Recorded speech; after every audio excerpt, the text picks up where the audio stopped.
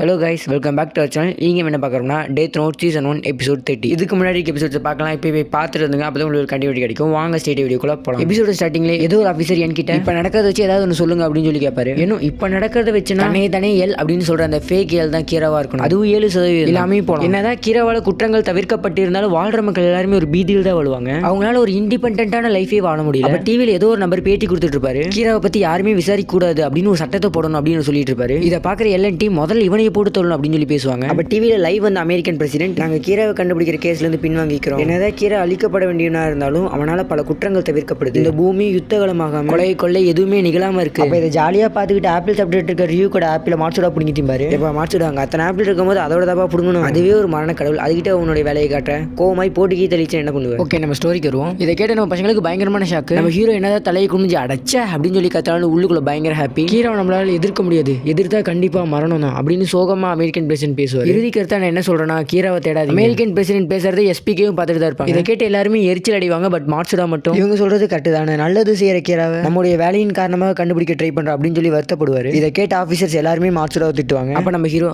மார்ச்சுடா சொல்றதுல என்ன தப்பு இருக்கு? உலகமும் உலகத்தோட மக்கள் எல்லாருமே கீராவை ஏத்துக்கிட்டா நாமளும் ஏத்துக்கிட்டு தானே போகணும். அப்படியே நம்ம அவனை கண்டுபிடிச்சாலும் மனிதனால எழுதப்பட்ட சட்டத்தை முன்னாடி தான் அவனை நிக்க வைக்க முடியும். இதை தவிர வேற என்ன நம்மளால பண்ண முடியும் அப்படின்னு நம்ம ஹீரோ உணர்ச்சி பொங்க பேசினோடனே அங்க இருக்க எல்லாருமே சைலண்ட் ஆயிடுவாங்க. இந்த உலகம் கண்டிப்பா கீராவை ஏத்துக்கும் அப்படின்னு ஹீரோ மனசுல நினைப்பாரு. இந்த பயந்தாங்குழி வச்சுட்டு என்ன பண்றதுனே தெரியல அப்படின்னு பிரசிடென்ட் பத்தி என்ன நினைப்பாரு. என்னோட டீமால இருக்க ஒரு பொண்ணை மெலோ லாக் பண்ணி என் முன்னாடி பணைய கைதியா கூட்டிட்டு வந்து நிப்பாரு. அந்த ஆபீசர்ஸ் எல்லாருமே மெலோ எய்ம் வைப்பாங்க. இவனை போட்டு தள்ளி என்ன பண்ண போறீங்க அப்படின்னு மெலோ கேட்பாரு. இவன் தானே நம்ம ஆளுங்களை எல்லாம் போட்டு தரணும் அப்படின்னு ஆஃபீஸர் சொல்லுவாரு. இப்ப நீங்க இவனை போட்டு தள்ளதுனால நமக்கு ஒரு பிரயோஜனமும் இல்ல அப்படின்னு ஏன் சொல்லுவாரு. நம்மளோட மோட்டிவ் கேராதா அப்படின்னு ஏன் சொன்னோம். எல்லாருமே கண்ண ஃப்ரீயா விடுறாங்க. இதெல்லாம் வேடிக்கை பார்த்ததுல உனக்கு ஏதாவது புரிஞ்சிருக்குமே அப்படின்னு சொல்லி மெலோ கேட்க உனக்கு தப்பா நன்றி சொன்னாலதான் கீரா யாரா இருப்பா அப்படின்னு சொல்லி ஓரளவுக்கு எய்ம் பண்ண முடிஞ்சு. மெலோ என்ன போட்டு தள்ளுற மாதிரி கண்ண நீட்டு அங்க இருக்க ஆஃபீஸர்ஸ் எல்லாம் மெலோ எய்ம் வைக்கிறாங்க. அப்ப அந்த பணைய கைதியா மாட்டிருந்த அந்த பொண்ணு கரெக்டா அந்த துப்பாக்கி பிடிச்சிருவான். என்ன போட்டு தள்ள போறியா? ஏன்பா காமெடி எல்லாம் பண்ற? உன் போட்டோக்காக தானே அந்த உன் போட்டோ வாங்கி அப்படின்னு சொல்லி போட்டோ நீட்டுவார். மெலோ அவனோட போட்டோ வாங்கிட்டு உங்ககிட்ட சில விஷயத்தை சொல்லணும். டெத் நோட் தொடர்றவங்களால ஷினிகாமி பார்க்க முடியும். அப்புறம் டெத் நோட்ல சில ரூல்ஸ் பொய்யானது. உன்னால முடிஞ்சா நீ கீராவை கண்டுபிடி.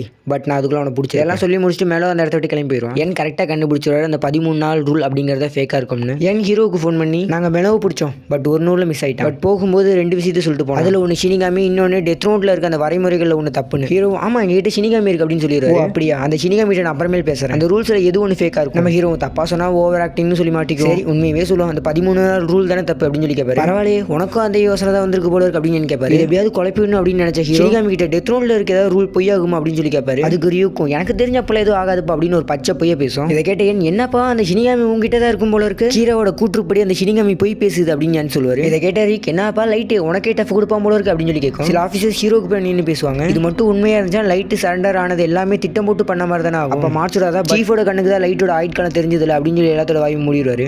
நான் வேணா மெலோட நேம் டெத் நோட்ல எழுதவா? நான் 13 நாள் கழிச்சு சாகலினா அந்த ரூல் ஃபேக்னு ஒத்துக்கிறீங்க, அதுக்கு நான் மற்றவங்க டிஸ்கஸ் பண்ணிட்டு சொல்றேன் அப்படின்னு நம்ம லைட் சொல்லுவாரு. என்னப்பா நான் பண்றது? நான் மட்டும் அவனை எழுத வேணாம் அப்படின்னு சொன்னா நான் தான் கீரா அப்படின்னு சொல்லி ஊருக்குள்ள ஒரு பேச்சு போகும் அப்படின்னு நம்ம ஹீரோ சில பிட்ட போட்டுடுவாரு. மார்ச்சுடா மட்டும் அவனை போட்டு தரலாம் அப்படின்னு சொல்றவங்கள வேணாம், நம்ம சீஃபோட கொள்கை தான் கை, நம்ம எப்பயுமே டெத் நோட் யூஸ் பண்ணக்கூடாது அப்படின்னு சொல்லுவாங்க. இதை கேட்ட இட்ஸ் ஓகே, விசாரணை குழு சேர்ந்த எல்லாத்துக்குமே நான் ஒரு முக்கியமான விஷயத்தை சொல்றேன். இப்ப இருக்க எழுதா கீரா அப்படின்னு ஒரு டவுட் வந்துச்சுன்னா என்னை கான்டாக்ட் பண்ணுங்க அப்படின்னு சொல்லிட்டு அவரோட நம்பரை கொடுத்துட்டு காலை கட் பண்ணிடுவாரு. அதுல ஐசாவை மட்டும் எனக்கு தெரிஞ்சு லைட் கீராவா இருக்க முடியாது. பட் அந்த 13 நாள் ரூல் மட்டும் ஃபேக்கா இருந்தா நம்ம என்ன பண்றது அப்படின்னு யோசிப்பாரு. ஹீரோட மைண்டுக்குள்ள இந்த எண்ணெய் உயிரோடு விட்டா வேலைக்காக அப்படின்னு அமெரிக்கன் பிரசிடென்ட்க்கு கீராவா கான்டாக்ட் பண்ணுவார். எனக்கு ஆதரவு தெரிவிச்சதுக்கு நன்றி. எனக்கு எதிராக செயல்பட நினைக்கிறவங்க எந்த ஃபோர்ஸையாச்சும் பயன்படுத்தி கண்டுபிடிச்சு சொல்லுங்க, மற்றதை நான் பாத்துக்கிறேன், உங்களை பத்தி நீங்க கவலைப்படுவீங்கன்னு நினைக்கிறேன் அப்படின்னு பிரசிடென்ட்க்கு ஒரு சைலண்ட் ஹிடன் வார்னிங் தந்துட்டு கீரா காலை கட் பண்ணிடுவாங்க. அதனால கீரோட ஆதரவாளரான ஒருத்தன் அமெரிக்காவுக்கு புறப்பட்டு போவான். இது வரைக்கும் லைட்டா கீரா அப்படின்னு எல் மட்டும் தான் நம்பிட்டு இருப்பாரு. எண்ணுக்கு லைட் மேல ஒரு டவுட் வந்துருக்கு. லைட்டை பத்தி நம்ம என்கிட்ட ஃபோன் பண்ணி பேசுவோம் அப்படின்னு ஐசா ஒரு ஆஃபீஸரும் பேசிட்டு இருப்பாங்க. இதெல்லாம் ஹீரோ வெளியில ஒட்டிக்கிட்டு தான் இருப்பாரு. கேஷுவலா நம்ம ஹீரோ உள்ள வந்து டீ குடிக்க கீரா வரக்கூடாதுன்னு நினைக்கிற லைட் அப்படின்னு ஐசாவா நினைப்பாரு. மார்ச்சுடா வேகமா ஓடி வந்து டிவி பாருங்க அப்படின்னு சொல்லுவாரு. இதனால கீரோட ஆதரவாளர்கள் என்னோட பில்டிங்கை சுத்து போட்டுட்டாங்க. அந்த பில்டிங்கோட கண்ணாடியெல்லாம் அடிச்சு உடைக்க வெளியில வர என்னோட பேரை கண்டுபிடிச்சு போட்டுதல மீசா தயாரா இருக்காங்க. இப்போ நம்ம என்ன பண்றது அப்படின்னு என்கிட்ட சில ஆஃபீஸர்ஸ் எல்லாம் கேட்கறாங்க. அப்ப நம்ம ஹீரோ எனக்கு ஃபோன் பண்ணி என்னப்பா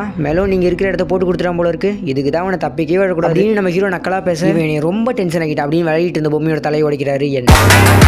ஓகே, இந்த எபிசோடு பிடிச்சிருக்குன்னு சொல்லி நம்புறேன். அடுத்த எபிசோட் நல்லாவே இருக்கும். ஸோ மிஸ் பண்ணாம உட்காந்து பாருங்க. நம்ம இப்பதான் யூடியூப் சேனல் ஆரம்பிச்சிருக்கணும் உங்க எல்லாத்துக்குமே தெரியும். ஸோ சப்ஸ்கிரைப் பண்ணிருங்க. இந்த வீடியோ பிடிச்சா லைக் ஷேர் கமெண்ட் பண்ணுங்க. மறக்காம சேனலை சப்ஸ்கிரைப் பண்ணிருங்க. உங்களிடம் இந்த விடைபெறுவது உங்கள் unique Tamil explanation. Bye bye guys.